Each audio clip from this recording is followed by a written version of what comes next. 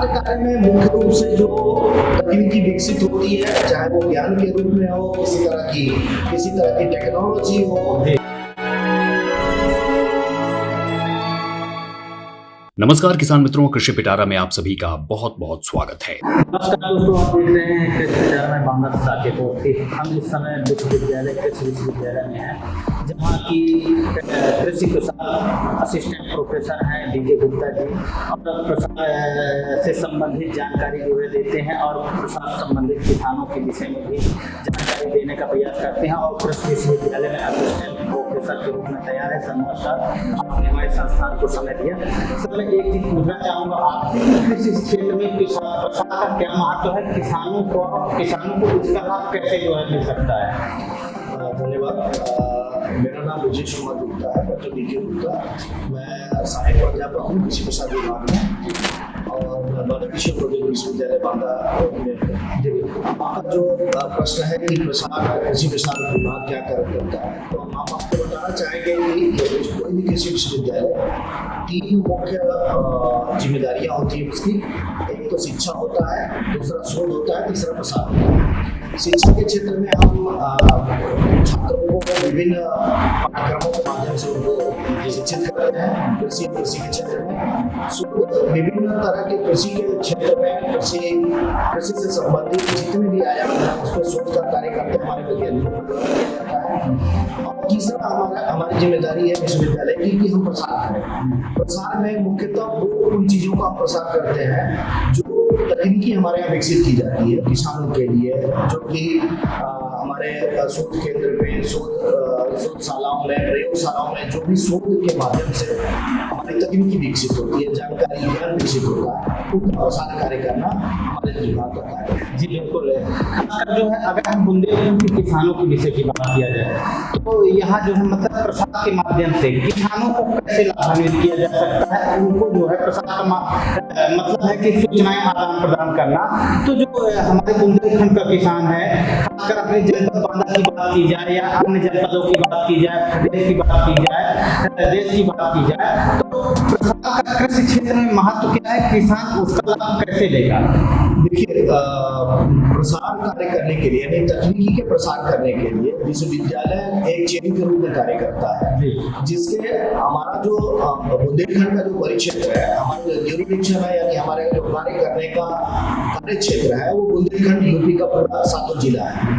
इन 7 जिलों में प्रसार की गतिविधियों को संचालित करने के लिए विश्वविद्यालय स्तर पर एक निदेशालय बनाया गया है, जिसको प्रसार निदेशालय बोलते हैं। और वो प्रसार निदेशालय के मार्फत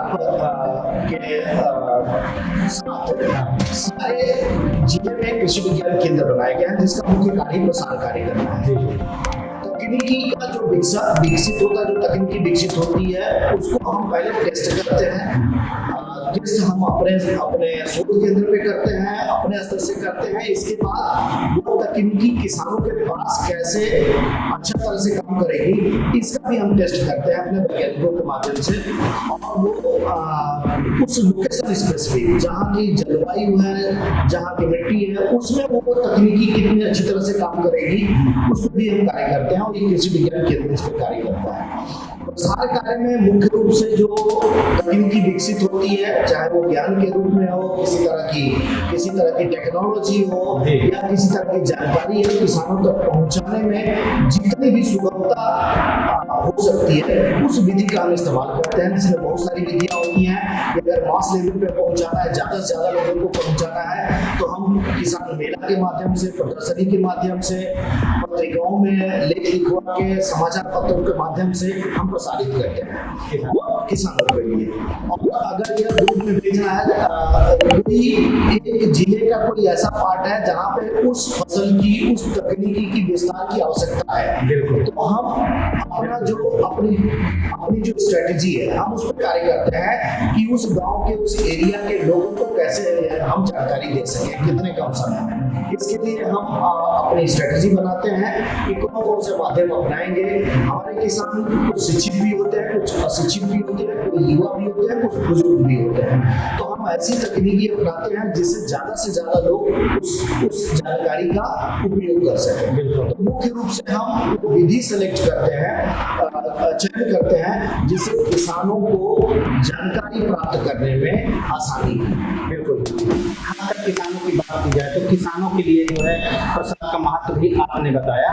किसानों के लिए क्या निर्देश है प्रसाद की तरफ से, जैसे कि जो है कैसे किसान उसका अनुकरण करके फॉलो अप करके लाभ लें? देखिए, तो हम ऐसी तकनीकी अपनाते हैं जिससे ज्यादा से ज्यादा लोग उस जानकारी का उपयोग कर सकें। तो मुख्य रूप से हम वो विधि सेलेक्ट करते हैं, चयन करते हैं जिससे किसानों को जानकारी प्राप्त करने में आसानी है। बिल्कुल। खासकर किसानों की बात की जाए तो किसानों के लिए जो है प्रसाद का महत्व भी आपने बताया।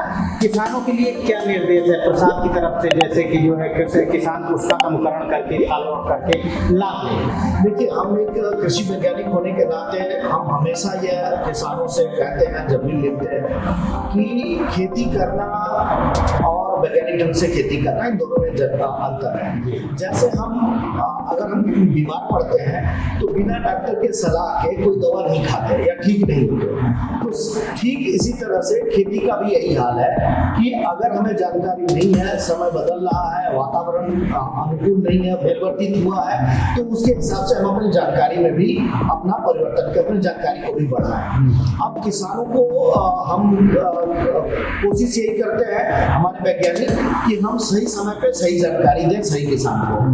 अगर किसान भाई हमारे वैज्ञानिकों के निर्देशों का पालन करें तो न कि सिर्फ खेती एक बहुत ही फायदे का व्यवसाय कह लें, एक फायदे का व्यवसाय के रूप में विकसित होगा, बल्कि हमारे मृदा, हमारी जलवायु को भी अनुकूलता मिलेगी और किसी भी तरह के उनको नुकसान नहीं होगा। अब एक छोटी सी उदाहरण से हम आपको इसको बताना चाहेंगे कि जैसे हमें अगर ये पता है कि कोई फसल लिया, हमने अगर गेहूं फसल लिया, गेहूं फसल में अगर बीज का जो दर है वो 120 kg है, तो सारे किसान भाई उसी दर से अपने खेत में डालते हैं। लेकिन हकीकत यह है कि बहुत सारी ऐसी प्रजातियां हैं जिनमें पौधों की पौध की दूरी ज्यादा होती है, यानी एक पौधे में उनके टिल्ले ज्यादा बनते हैं, पैदावार ज्यादा होती है। लेकिन अगर हम उसी बीज दर में अगर बुआई करते हैं तो दो तरह से नुकसान होता है। एक तो पौधे को बढ़ने का मौका नहीं मिलता है, दूसरा 120 kg अगर हम मान लें या 100 kg मान लें अगर एक उदाहरण के तौर पे, तो उसमें जो किसानों को पैसा खर्च होता है उसका अलग से होता है, इसलिए हमारी खेती की लागत बढ़ती है, मुनाफा कम होता है। तो यहाँ पे वैज्ञानिक यही कहता है कि अगर प्रजाति के हिसाब से बीज दर उपयोग करेंगे तो उनको दोनों तरह से फायदा होगा। बीज दर में जो ज्यादा पैसा लग रहा है वो कम होगा, उसके लिए जितने पौधे तैयार होने हैं 1 हेक्टेयर 1 एकड़ में उनकी संख्या निश्चित होगी, तो उसमें लगने वाला फर्टिलाइजर, किसी भी तरह की रासायनिक दवाओं का उपयोग भी उस हिसाब से कम होगा।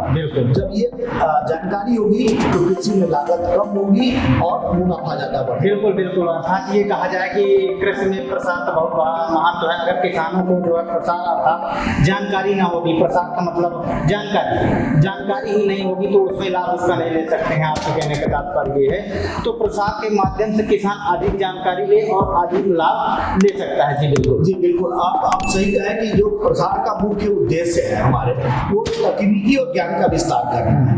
अब किसान है या संबंधित लोग जो कृषि के क्षेत्र में अपना रोजगार या अपनी क्रियाएं कर रहे हैं, तो सभी तरह की जानकारियां हम विश्वविद्यालय से अलग अलग समय पे देते रहते हैं। अपने कृषि विज्ञान केंद्रों के माध्यम से, शोध केंद्रों के माध्यम से वैज्ञानिकों के द्वारा लगातार ये सूचना दी जाती है समय समय पे कि कृषि के क्षेत्र में कब क्या करना है।